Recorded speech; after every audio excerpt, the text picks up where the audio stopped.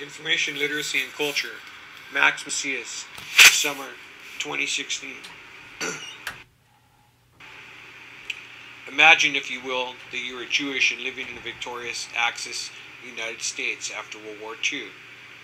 Imagine that you had to learn about yourself from sources that were, even when not written by Nazis, are so influenced by Nazi culture that you cannot tell what is a lie and what is the truth, especially when it comes to information about you and your culture.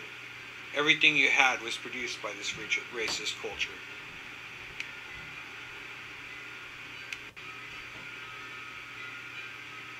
This situation is analogous to the position that many people of color find themselves within the U.S. educational system. They have to learn from sources that were written by people who were historically biased against them. Could it be that this impacts information and thereby also knowledge creation? Let's do a thought experiment.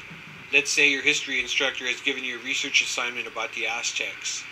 When you go into a library to learn about the Aztecs, you will be given books by the conquistadors as primary documents. These are seen as the most valid documents on a topic, primary documents. Generally, when you go into the library to learn about a conquered people, you are given documents written by the conquerors. What do you think this could do to the information we have? Do you think it matters? Could this information be questionable or invalid in some ways? Would information written by a conqueror about a conquered people be biased? Standard history textbooks are often full of lies about conquered peoples. Here are a few common lies found in U.S. history textbooks. America was founded in 1492. Indians were nomadic. Indians, although noble, were barbaric and savage. What if things were not as they seemed? What if there were more viewpoints and stories that were recognized as standard historical sources? How would this impact our information and knowledge creation? What if the Americas had been here all along and was heavily populated until the Europeans infected the indigenous population with disease and committed genocide against them? What if this is stolen land? What do these kinds of questions do to our information and knowledge? Ask yourself, are these good critical questions to posit when thinking about history and the present? What do you think? What if many Indians were urban and had cities where most of the cities in the Americas now reside? What if much of what we have been told about Indians was information written by the conquerors about the conquered? Would this make the information biased? Would you be more critical when reading it if you knew this? Why? The Indians were not barbaric and savage. They possessed high culture and were, in fact, more clean and civilized than their European counterparts. Their use of zeros, an accurate calendar system, a robust business system, architecture that put Europe to shame, and more all show us that they were indeed of high culture.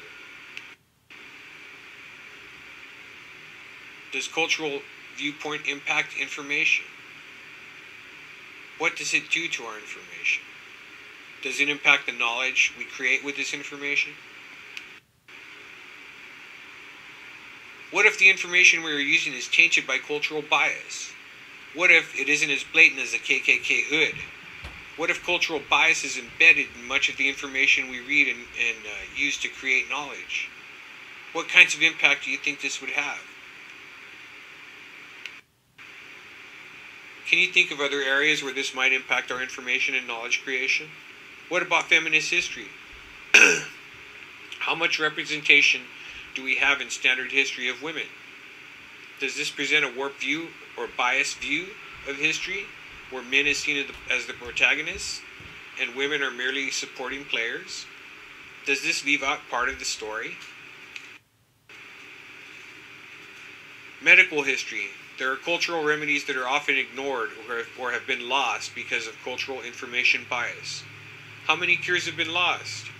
How many alternative medicines have been ignored? What does this do to our body of medical information? Are we getting the whole picture when this happens? Worker history and viewpoints have been almost cut out of information.